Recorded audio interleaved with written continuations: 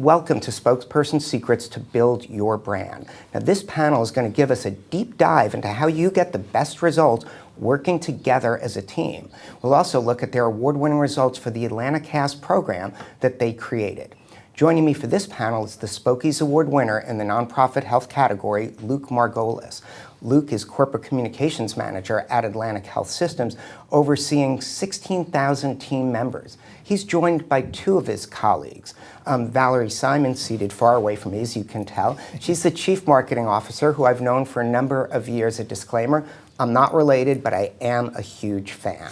And in the center is Jim Ferguson, who's the Director of Communications. And thanks so much, guys, for joining us. Let's start as we've been doing with Luke. Do you want to jump in and maybe give, what's your top tip and lesson that you want to share? Sure, and I'm sure I'm not going to be breaking too much ground here in everybody's minds, but I think, and it's something you've touched on already, the value of authenticity. It's something that I'm sure everybody's going to hear a lot about today, but it really can't be overstated. I think at the end of the day, communicators, spokespeople, however you want to refer to us, we are, our mandate is to convey information. And doing that in a compelling way is obviously important, or nobody's going to pay attention. But once you've got them, if you're not building that trust between yourself and your audience, your message ends up getting lost or not fully conveyed. And so I think ultimately it's about remaining authentic to your message and who you are and to the people you're trying to reach. Cool. Jim? I echo that 100% and add understanding the brand and the brand promise and being able to bring that to life for folks through your communications, through how you're tying them into the organization is very important. Great. Valerie? That's all, I think, terrific. The one thing I'd say to build on that is to understand you're not just crafting a statement, but you're actually building a story. Mm-hmm. And by that I mean, rather than writing words and focusing on that, one of the things Luke does is he really produces a developing story over time. So I would think.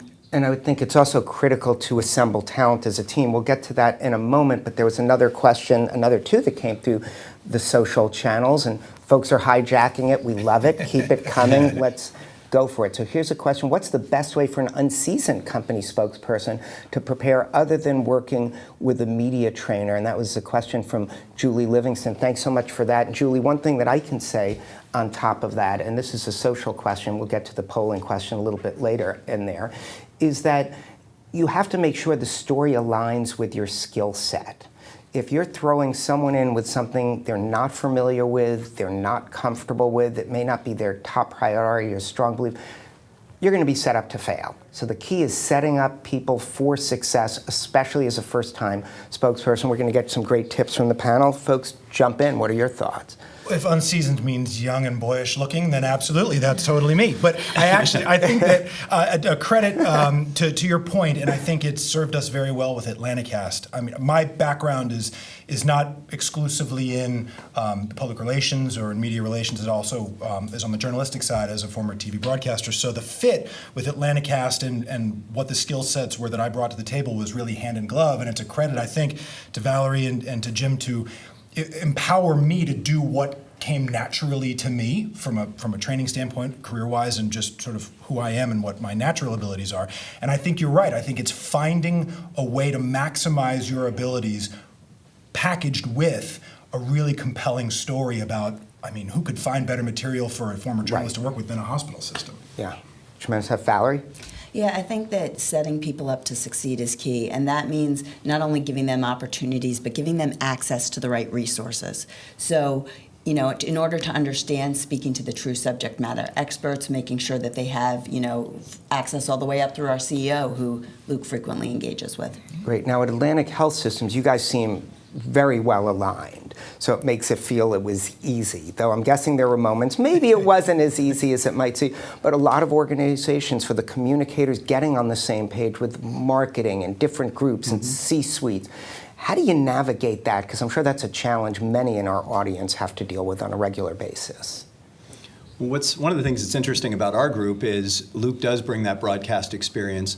Valerie, as a seasoned marketing veteran, and also having the vision of what this broadcast could be as a communication tool for both our 16,000 plus team members as well as the communities we serve. And then I sort of serve in that directorial capacity where I bring clinical leadership to the table. I'm constantly looking throughout the system for the good news, for the stories, and between the three of us, we're able to come together and produce this. Yeah, what do you do, say, if the CEO is just not comfortable with what you're directing or wants to push you in an unhelpful direction?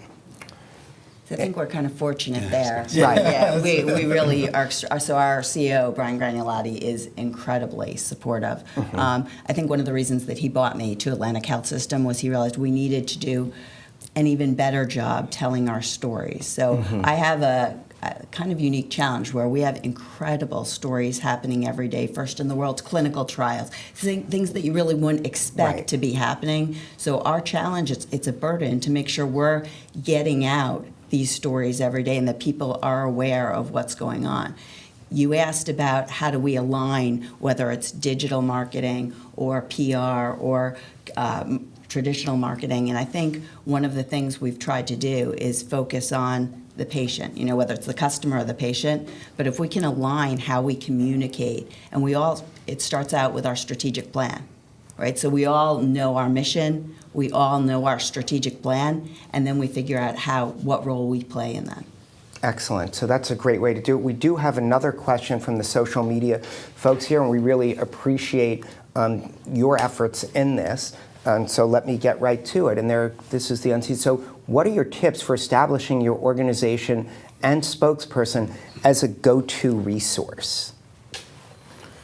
As a go-to resource for the media, I think it's a little bit of a different thing for different folks. I mean, one of our strong suits is that we are all, and there are other folks who handle PR responsibilities in our organization as well, but ultimately we are all a very tight-knit group. We meet frequently, we discuss the issues surrounding our organization frequently, the issues surrounding the communities we serve frequently. So remaining as a cohesive unit makes us super valuable, whether it's to our partners in the community or to members in the press, because they know that they can reach out to us, to any of us, frankly, and that they can get the quality information they need to do the stories or to the reports that they need to do. So I think remaining all on the same page as cohesive as possible is a huge asset for us. And we've really been able to maximize the use of our intranet, and folks know now that they can bring. We have 16,000 plus investigative reporters, if you will, and the best spokespeople in the world are our team members that go out into the community and share the story of Atlantic Health System. So they know that if they come to us, that we can help them craft that, and we can give them the information they need to be able to go into the community and tell our story. So it sounds like a key element is you've set up a process with the voices of the people who work within the organization have a channel to be easily heard. Are they frequently engaged in the Atlantic Cast content?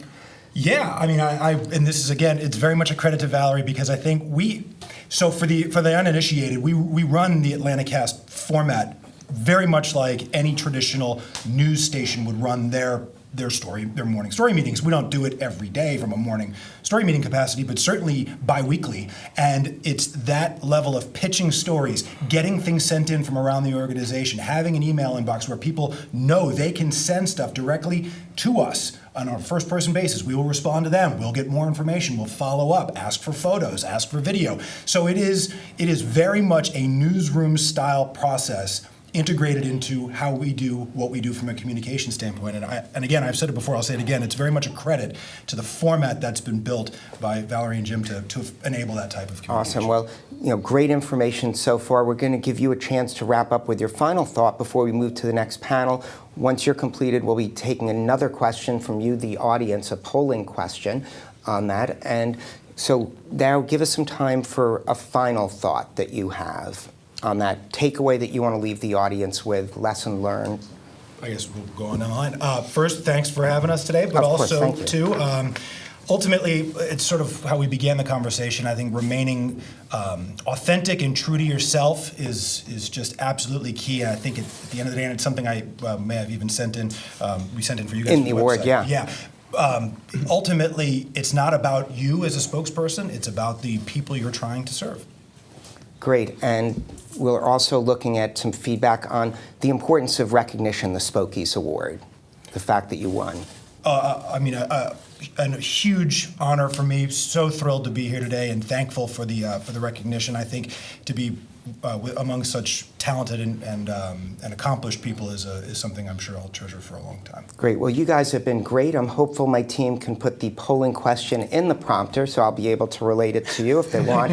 I can go with that. But thanks to this great group, we're standing by to go back to Carolina. And if we can put the second polling question up so the audience gets a chance to vote for it. And there it is. Thank you. So what are the keys to an award-winning campaign? And you can select all the answers that apply to you.